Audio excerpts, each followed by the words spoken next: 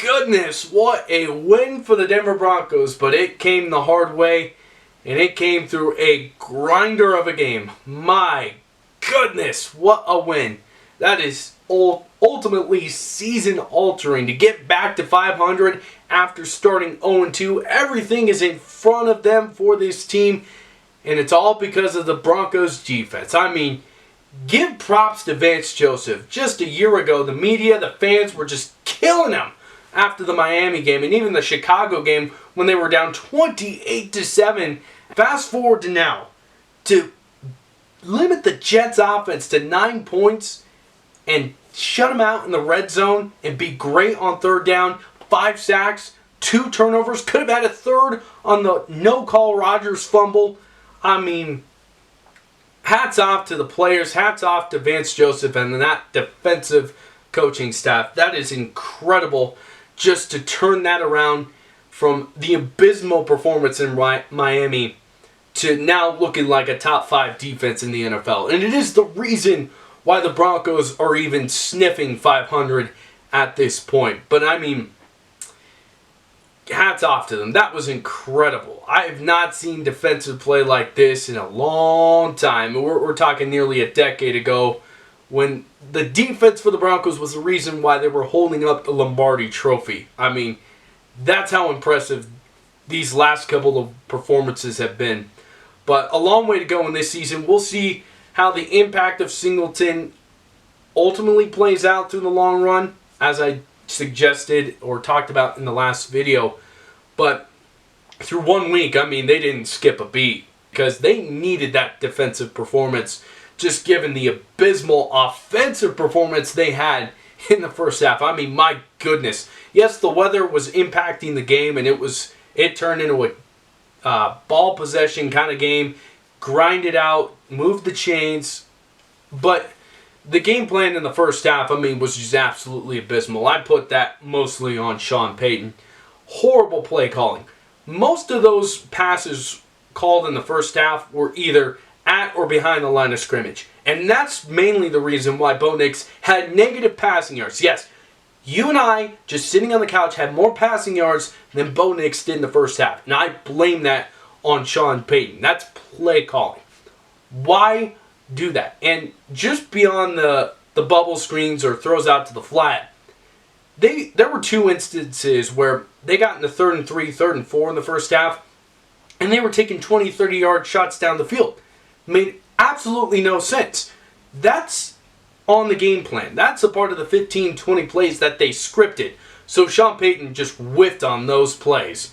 But he had a feel for the game in the second half, which is why the Broncos offense improved on that 92-yard drive. 3rd and 11, Bo Nix to Sutton, got the chains moving finally, and then the running game got them into the red zone, and then Sutton gets the touchdown. Game changer right then and there. That was a huge drive when the Broncos absolutely had to have it.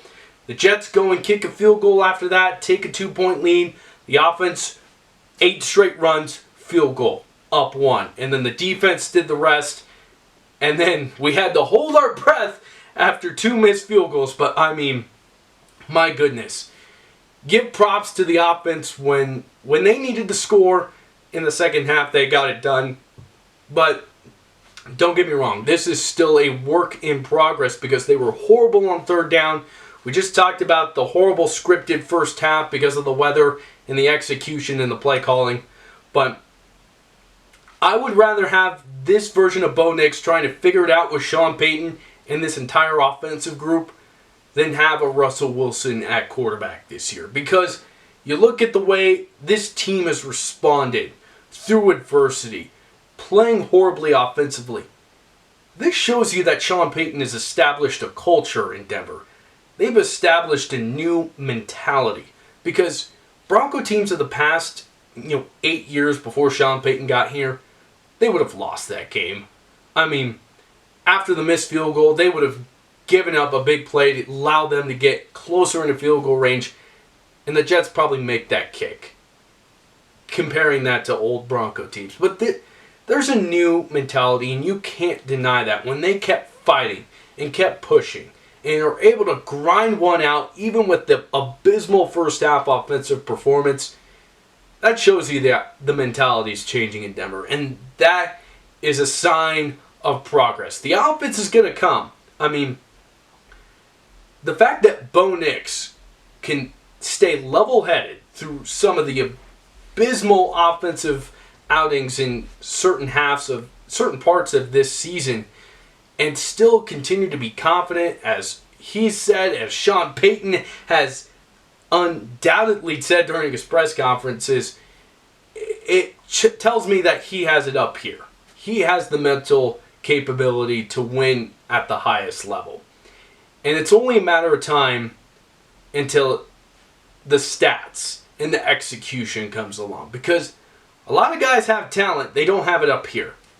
Bo Nix has the mental capability to overcome adversity, to not get rattled, to stay even keel, Bo cool, as I've said, and to overcome an abysmal statistical first half and make that huge throw to Sutton, lead a 92-yard drive, lead another field goal drive by getting into the right plays and leading his team to a victory with 60 passing yards. I'm good with it. A win is a win. I'd rather have an ugly win than a pretty loss. Bottom line. And it gets the Broncos back to 500. And now, like I talked about in the last video, everything's on the table. They get 2 division rival games at home. And if you win those 2, hypothetically, you're right in the middle of the playoff chase. No question about it. You beat the Raiders, they're going to be a sticky team. Don't get it wrong. To lose to Carolina after beating Baltimore and then beat Cleveland, they're going to be a sticky team. And then the Chargers, I mean, that's going to be a grinded out football game. But everything that the Broncos want to accomplish is still possible. And it certainly didn't look like it after the first 2 weeks. But hats off to the coaches, hats off to the players. That's an impressive 2-week stretch to stay on the road, overcome the storm on Friday, the rainy weather on Sunday, after a poor start, and to get back to 500 and still have a chance to do something this season, that's impressive. The culture's changed in Denver, and there's no question about it now.